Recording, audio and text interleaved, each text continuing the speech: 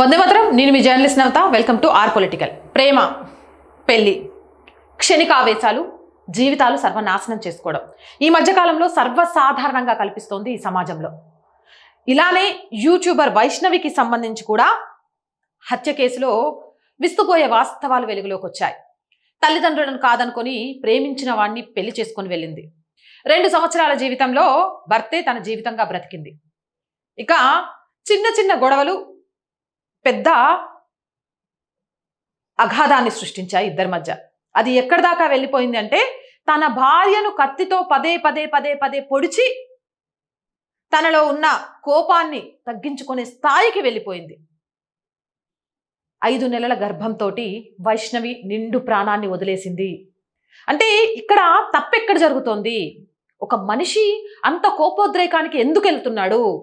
ప్రాణాలు తీసేంత కసి ఎందుకు అవుతుంది?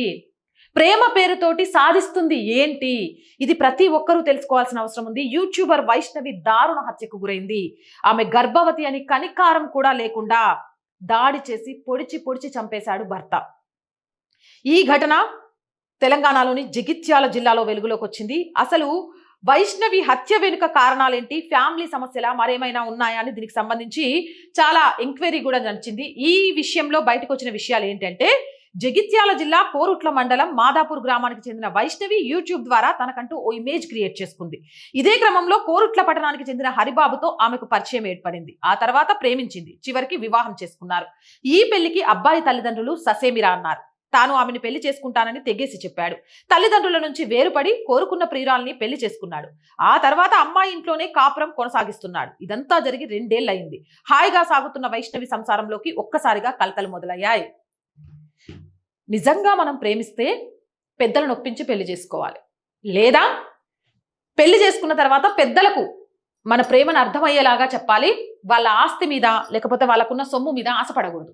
నీకు ప్రేమ గొప్పది అనిపించి నువ్వు ప్రేమించిన అమ్మాయితో వచ్చేసిన తర్వాత నీకు ఆస్తి మీద ఎలాంటి మోజు ఉండకూడదు.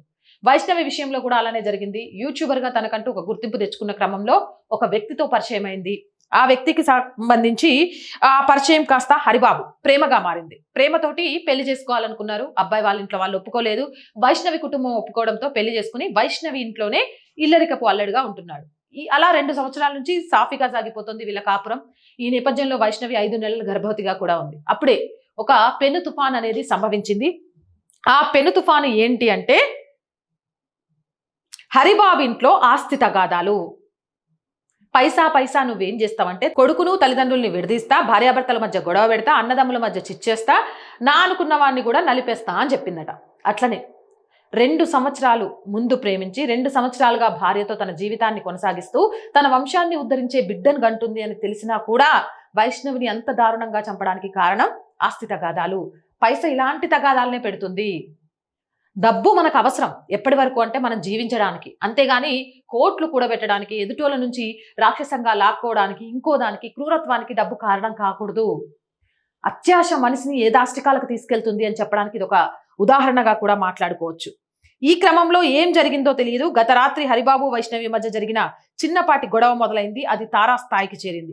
ఒకరిపై మరొకరు పెద్దగా రంకెలు వేసుకున్నారు. కోపానికి గురైన హరిబాబు వైష్ణవిని కత్తితో పలుచోట్ల పొడిచాడు. అప్పటికి గాని హరిబాబు కసి తీరలేదు.